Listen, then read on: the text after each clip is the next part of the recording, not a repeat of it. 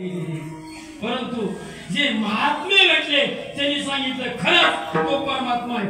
पंढरीचे भूत मोठे आल्या गेल्या झळपिवाले तेथे जाऊ नका कोणी गेला नाही आला परत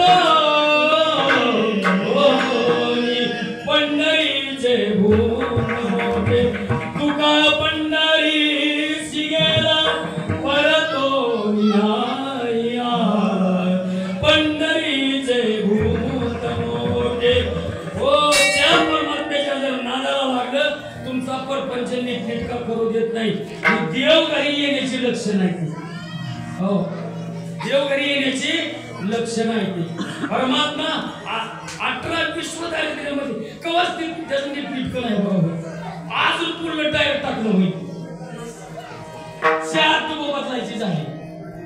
भक्त देव भक्ता लागी करून येईल संसार.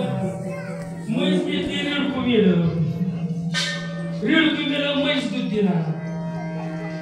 तूच नीटनेटकं देत नाही. ती म्हणतो तुझं जर नीटनेटकं तू जर नीटनेटका झाला तर माझंच नीटनेटकं होईल.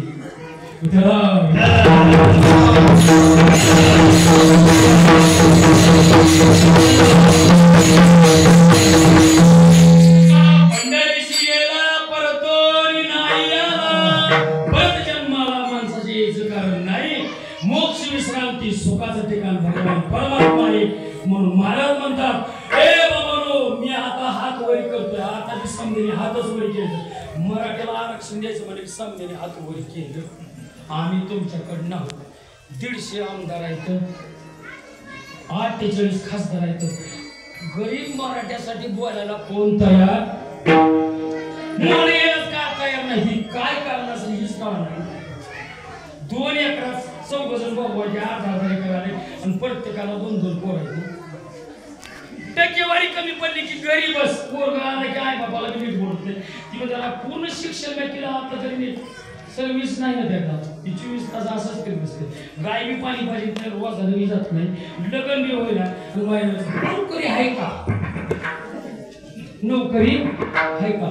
सरकारी आहे का? बंद आहे का? अहो आता हे खाजगीकरण झालंय. ज्यांची 500 हायस्कूल आहे का त्यांना हायस्कूलच मिळायची इच्छा झाली. आता कॉन्ट्रॅक्ट बेसवर 15,000 हे काम करतात. काय करायचं एमपीसी यूपीसी चाललाय काय खेळ. अहो समाज संभ्रम अवस्थेत कुणाकडे जावं हीच कळना. समधीची एका ताटात आहे नीट आहे का? समधी वडी एका ताटात आहे. आरक्षण द्यायचं कोणी कुणाला. एकच मावळा छत्रपती मावळा एकच महाराष्ट्र आपल्याला त्यानं.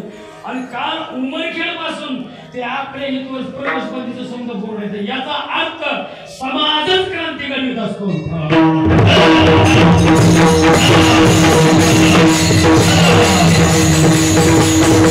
चाललंय काय नेमकं. हो महाभारतातलं एक चिंतन तुम्हाला माहित असेल तुम्हाला कारण तुम्ही जास्त.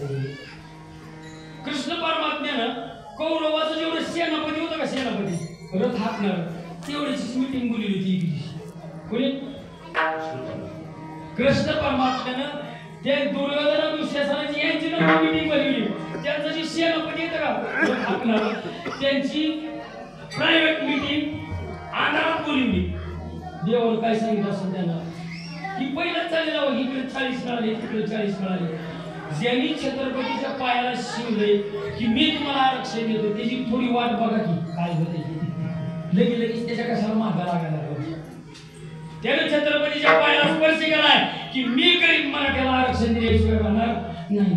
लगेच त्याच्या मागाला बघू काय काय होत आहे तरी नसं तर पण सरदेव बाळासाहेब आंबेडकर यांच्या पाठीमागे आहे काय होत नाही. कसं मिळत नाही इतर नाही कोण इतर जाऊ दे इडी पिढी शिडी किडी काहीतरी गरज आहे काय मला काही येत नाही. ही महागाला राक्षस जाऊन मिळाली. आज टीका झाली की दुसऱ्या दिवशी मंत्री मंडळात पहाटेच्या दिवशी तर विधी सकाळच्या बाई घटस्फोट पहाट उठवलं ते झालं. पहाटेच्या पद्धतीने दिवस निघायच्या तर घटस्फोट तुमचा आमचं जमत नाही तुमचं तोंड इकडं.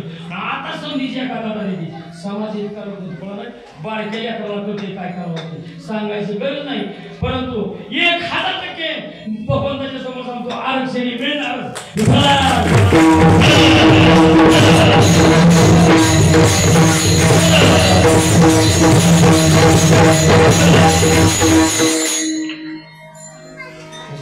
भगवान परमात्मा सगुण साकार रूपाला आला आहे. जगद्गुरु तुकोबाराय म्हणजे ओ तुम्ही थांबा का.